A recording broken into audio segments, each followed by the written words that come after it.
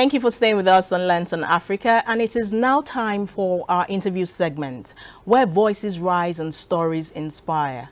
In many African communities, widowhood brings emotional pain and a sudden profound shift in economic and social stability. However, widows across the continent continue to show incredible strength in their trying times. With the support of skills training, microfinance opportunities, legal protections, and strong community networks, many widows are rebuilding their lives, securing income and regaining identity. Nurturing resilience and fostering independence among widows is not just a matter of compassion. It is a serious conversation, and one we will get into in just a moment. Stay with us.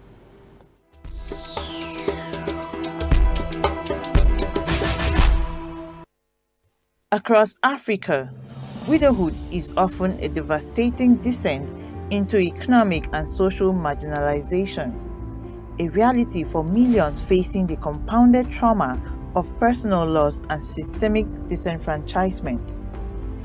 It is estimated that 90% of widows in Africa live below the poverty line, with 76% having been disinherited of properties and assets.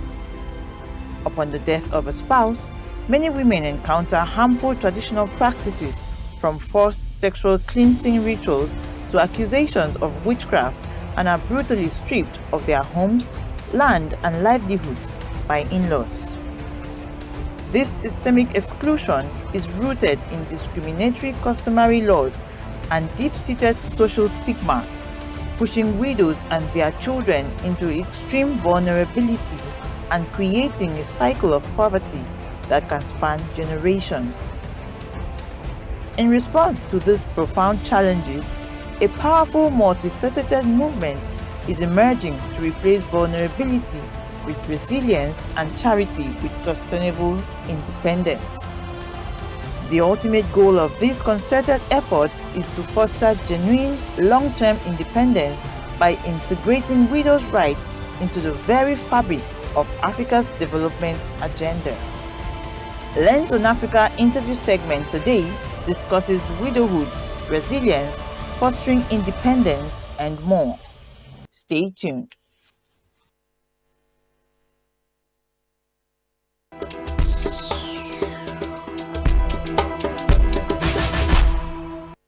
And you're still on to Lens on Africa, and I am now being joined by our guests. Our first guest is, sitting right next to me, is Elohor Omeru. She is an accountant turned fashion entrepreneur. She is a widowed mom of 4, chasing her dreams. She's the CEO or is it EL by Elohor, a global online fashion brand and host of Real Talks with Elohor. Yes. Elohor, you're welcome to the program. Thank you very much. And of course, sitting right next to Elohor is Captain Capt Danladi Bako. He is the founder of the Capt Danladi Foundation, an NGO dedicated to education, empowerment, and humanitarian services. A passionate philanthropist committed to community development and social impact. Captain Caleb, you're welcome to the program. Thank you very much. It's great to have both of you join us, to talk about nurturing resilience and fostering independence among widows in Africa. Thank you for joining us. I'd just like to start with you, Elohor. Okay.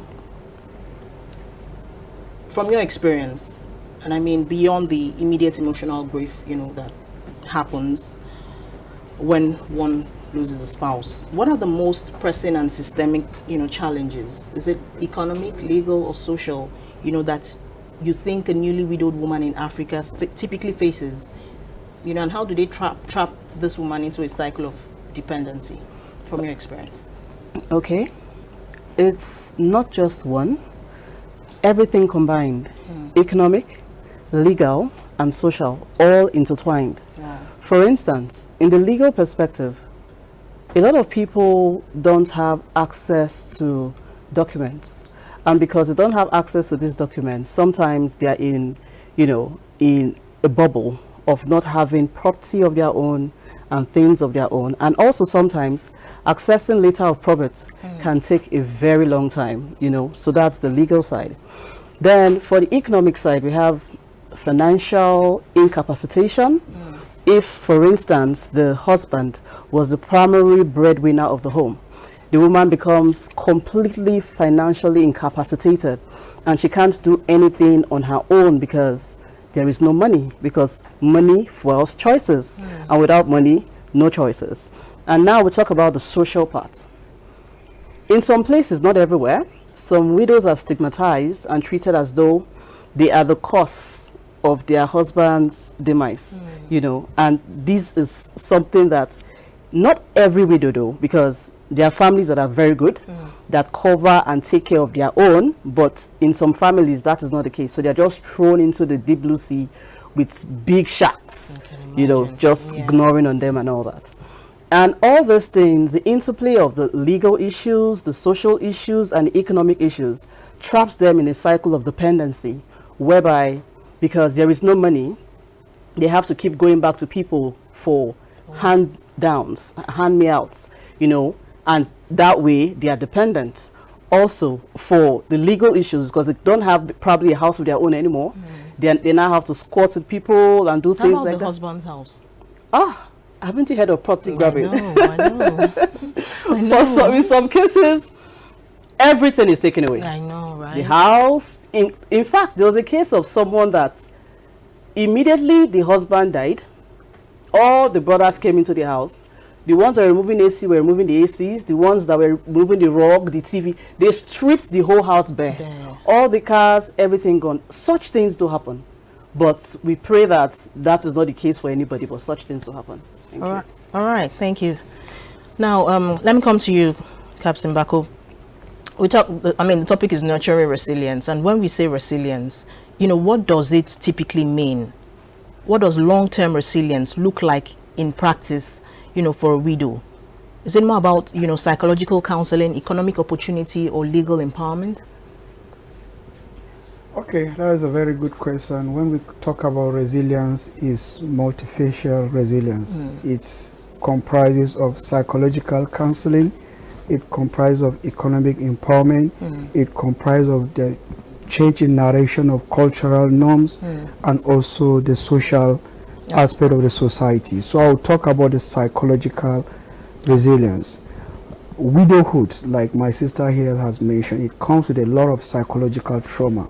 It's a period of grief. Right. It's a period that a woman is not herself. So during that period, even if you are trying to expose that woman to any training opportunity, is impossible. So the first stage in widowhood is for you to be able to address the issue of the psychological trauma. Right. Because otherwise it can lead to mental health, and it can lead to some psychological effect. In some cases, the widow will be walking off the street and talking on her own, which is very, very crucial for us to address. So addressing this psychological resilience have to do with, you need mentors, you need widows who have passed through widowhood to encourage her. She needs to learn from the experience of other widows. It's only time that can heal. It's very important for the psychological resilience. She needs people that will talk to her, because like my sister has mentioned, during that initial period, there's issue of people that want to evict her from the house, people who are trying to take her properties. In some cases, the men are the breadwinners, and these widows, they don't have any source. They have to depend on people. They have to keep calling. So you have to address the issue of psychological trauma first. Then let's move to the aspect of the economical resilience. It's very important. What I see today in our culture, we address the short-term effect, which is not really important. We have to move away from the traditional philanthropist way of addressing economic resilience in widowhood to how I mentioned you teach somebody how to fish and not to be giving that person fish. So how do you address that issue? You have to look into that widowhood. You have to conduct a need assessment, because if you want to train a particular widow on, let's say, sewing or catering services, that's not her passion. So you have to carry out her need assessment, find out what she wants, look at her strengths and her weaknesses, and then see how you can be able to empower her. It's not giving her something that is for the short period of time, but something that will have a lasting impact. Sustainability is a key. How do you empower them economically? is through, let's say, skill acquisition. Vocational training today is very important. And in the rural areas, most of the widows are not educated. So you have to look into the aspect of adult education. Is very, very crucial. So beyond that, you also need to look at the legal aspect, like she has talked. The issue with some of the widows today is about documentation. Most of them don't have the required documentation. In some cases, the husband property is being bought in his name, and they don't even know where the documents are. And when the husband died, some relatives, not all, because it happens in some places, some relatives want to grab those properties. She's been left on her own.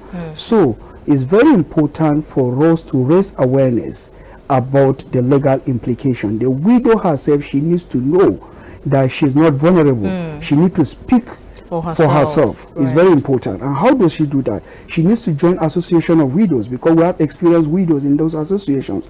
That is how she will be able to bring back herself, because she will learn in safety culture. We say we learn from incident. So she's going to learn from other people's experience, and she's going to speak out.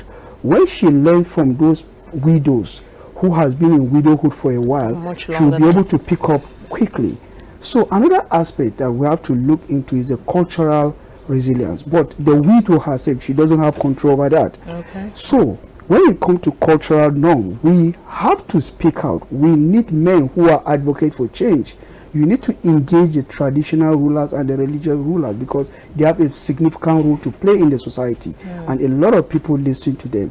They are going to be advocates for change. For instance, now, if you have, let's say, a widows association, make one of the traditional rulers or religious ruler the patron, and then he's going to address most of those issues.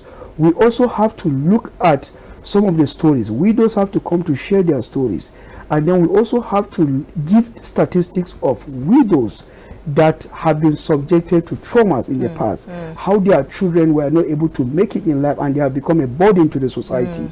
So from that, I think we are going to have a positive change in the society. In terms when of we talk about change, it has to do with the entire society. The widow herself, she doesn't have control when it comes to the tradition, the cultural resilience. All right, we'll talk more on that. Let me come to you, Elohor. Now, I understand, like, there are initiatives like, widows savings and loans associations. These kind of associations are emerging. Now, how do you think that, such community-based economic models can be made more effective, just other than one-off donations, in fostering true financial independence for the widow? Okay, that's a very good question.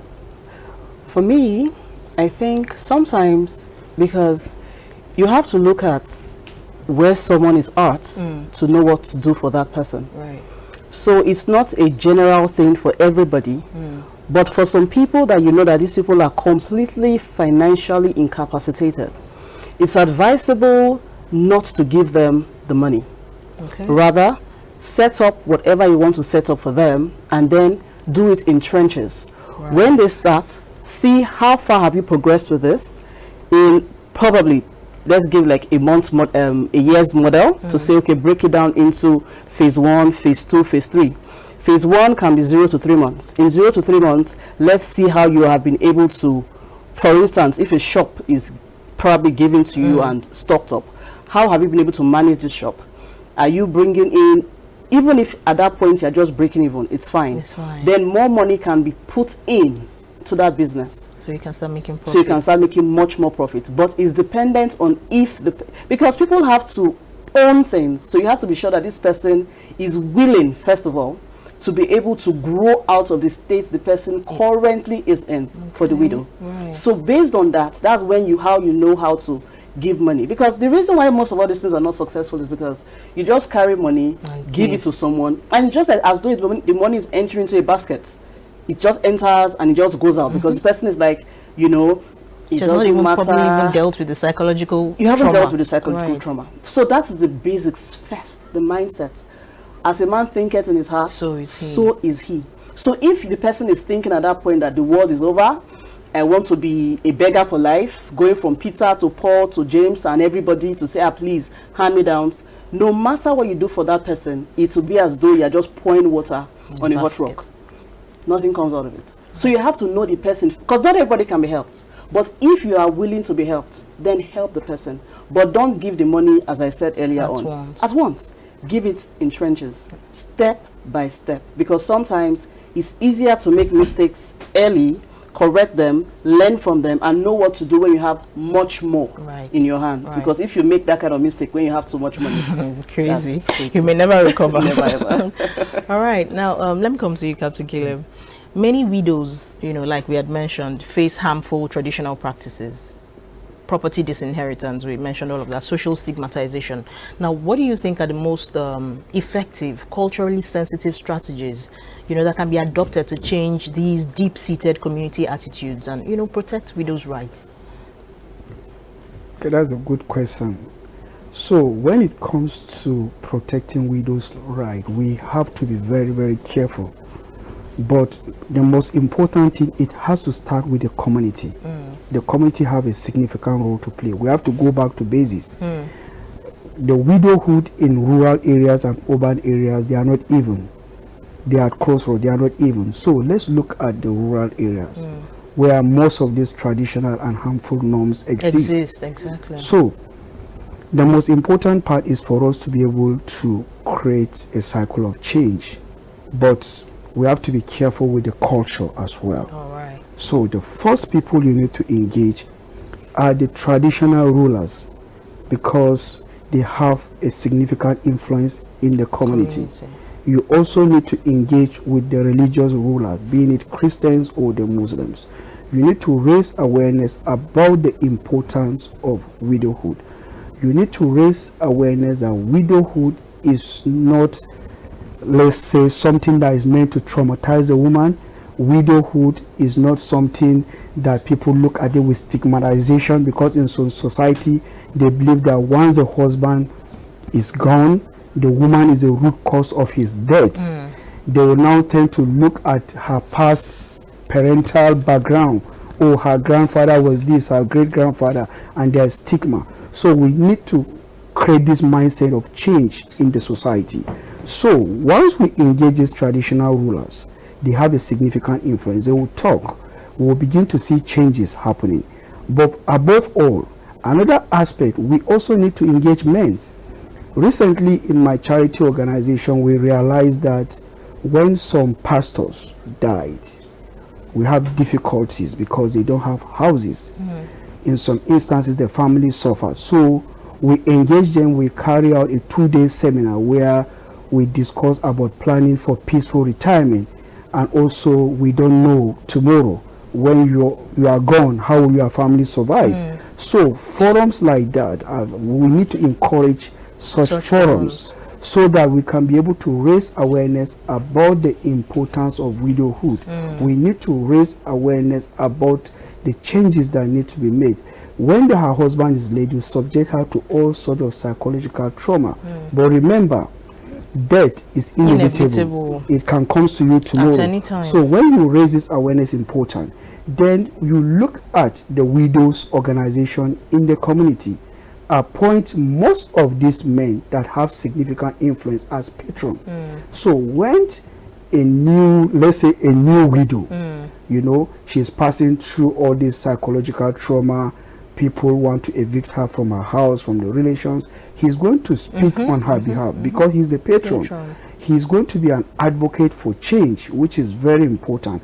Another aspect, again, we need to train these widows about the importance of protecting their legal rights.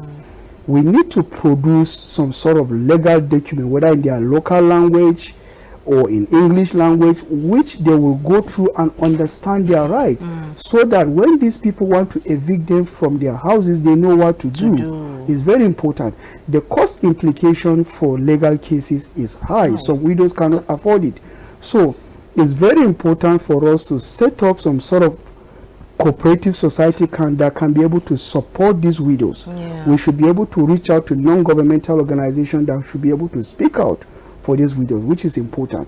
And we also need to train our youth as ambassadors for change when it comes to changing the cultural norms, so that when there is a dispute between the widows and the husband's family, they should be able to step in and resolve that dispute.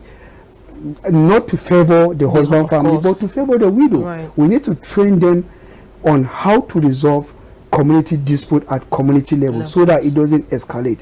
It's very, very important and it's very crucial. Right. And above all, the widow society also have a crucial role to play. When they have a new widow, they should be able to come up together and mentor her. They should be able to guide her. By mentoring her, by guiding her, she'll be able to understand the challenges that are ahead of her, and she'll be able to plan ahead of those challenges. All right, thank you. All right, Elohor, how crucial is vocational skills training? I mean, I know it's crucial, and adult education in the journey towards independence. Now, speaking of vocational skills, what skills do you think will be, the most transformative or marketable, so to speak, for widows in different regions?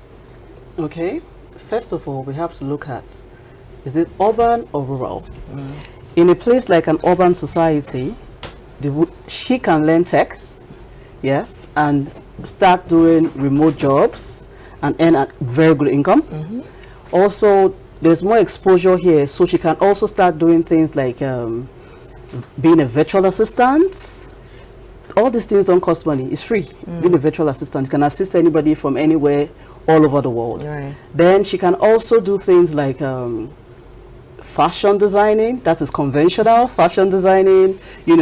These days women are becoming more enlightened, and there are a lot of women now in every space. Take carpentry, for instance. You see women doing great things in the upholstery industry. You see women doing great things in even painting, building and designing. So they're not just constrained to just learn zobo, granite, chin-chin, and all those just things, that people always say go do. There are other things they could do. So now looking at that don't even require too much, but will make a lot of money. You can make a lot of money. Right. From just your brain thinking, oh, I can dress this person up. Look at the person's stature. This one fits you, that will fit you, and all that. And you just go into your niche knowing what you love to do, right? It's not what everybody tells you, go and do this, go and learn hair making, go and learn baking and this thing. Well, yes, those businesses are very profitable, but is that what you really, really want to do? So now, looking at it from the people in the royal society, let's talk about the north, for instance. Agro processing would be a very, very good thing to start. Dried fish, dried rice, to make all those puff rice and all that. Just so many things. Dates, they can go into a lot of value addition to produce. Look at the bags, raffia, make beautiful bags. In fact, the sky is wild. It's just left for you to dream, soar, and look for something, pick it, hold on to it, start small, and if you are consistent on that thing must surely grow. Right. Yes. Consistency. Right. Let me even ask you, had you always been doing your online, your fashion brand? Had you always had it before, or was it after? Okay, for this my fashion brand, funny enough, before my late husband passed, I was talking about it because every time I wear something, people are always asking, where did you get this? Who made this? Who made that? And all that.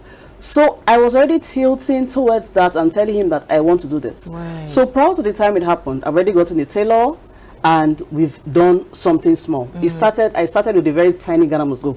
The smallest size, this size, that's how I started, And then I didn't even know so much, but I just started. And my first batch came the week he passed. Wow. Yes. So I just left everything there. But after everything happened, I went back and I told myself, sometimes you have to talk to yourself. You are your first advisor before anybody outside can advise you. And I told myself, what next? What next? And that's the question a widow out there has to ask herself. What next? What am I going to do? Am I going to sit here and wait for fish to enter my mouth? Or am I going to go out there and actually catch fish?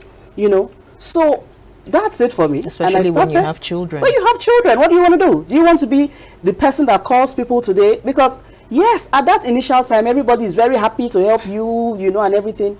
But as life is life, and the tides must flow. Exactly. And everybody has their own life to live. So you can't keep on being on your sister's neck, your brother's neck, your uncle, your auntie, even your in-laws to say, give me. If out of the free benevolence of their hearts, they give to you, that is beautiful. But if not, you have to do you have to do something. So going back again, retracing my steps back to the initial question you asked, that was how I started. And from there, I kept at it. I kept at it so doggedly that when I look back right now, I laugh. Because then I will call you, please, because I used to work in the bank before. My former bank colleagues, I'll call them. I have things for sale. Do you mind if I show you? Because nobody knew what I was doing. Nobody knew that I was into fashion. You know, I was just like a ghost starting a business. Wow. But I kept pushing and pushing and pushing it and putting it in their faces out there. And we thank God for everything. We thank God. We thank God. That's amazing. Yes. All right, let me come to you, Captain Bako. How do we move, beyond counting the number of widows in a program? You talk about support groups, associations, and all of that. How do we move beyond, just counting numbers to actually measuring the true success and impact of these programs? This is a very important question. And to be honest, we have to move from counting numbers, we have to move from counting statistics to making a meaningful impact. That's the most important thing. And I'll explain. We have to move from looking at output to measuring a long-term impact. And in the non-profit world, when you are measuring an impact, if you conduct, let's say, a training for widows on skill acquisition in January, you can't be able to measure the impact in December. It's not possible. It takes 2 years, 3 years to measure the impact. So let me explain further. True impact can only be measured when there's change in attitude. Very important, change in the way of living. For instance, now if I'm training widows on digital literacy and then digital marketing and my financial literacy, in the next 2 to 3 years, I'm going to follow up to find out how many widows have actually excelled. Let's look at their children. Are their children going to school? Do they have access to 3 square meals a day? Have there been any attitude change in the way they do things beyond what they are doing before? That is a meaningful impact. But first and foremost, you must conduct a need assessment first to identify the problems, because without conducting a need assessment, there is no way you can be able to measure that impact. And then impact is not being measured by number. If I train 50 women today on digital literacy or on tailoring or carpentry, no, that is an output. It's just an outcome. So those 50 women I train, what are they going to do? 50 is just numbers. We have to move from counting numbers. And for you to make a meaningful impact, you have to have what we call project monitoring and evaluation in place. Right. You have trained 50 women, yes, you have given them startup kits, you have set them up. How many of them will excel? Like my sister here mentioned, is what you want, not what they want. So that's where the need assessment comes into play. Very important. The monitoring and evaluation, you are going to keep track on them. You are going to have the data about what they are doing. During the need assessment, you know that a lot of them don't have certain balance in their account. And when you are conducting the post-project evaluation, you know that they have certain amount in their account. During the risk assessment, you find out that their children don't go to school. At the end of 2 to 3 years, you find out that their children are going to school and up to university. That is a meaningful impact. Right. It's very important for us to measure impact and move away from numbers. Right. So if I get you correctly, at least she'll be able to send her children to school. She should have businesses that she's doing consistently. She can afford 3 square meters a day. And even her newfound voice in the community, with and she'll be able to train that. others. She has a small and scale medium enterprise where she employs other people. That's a meaningful impact. All right, I'll just get your last words as we wrap up this interview. Let me start with you, and then you briefly, please. One continent-wide policy, if you could implement one, or initiative to fundamentally transform the lives of widows in Africa, what would it be? Well, and why? Okay.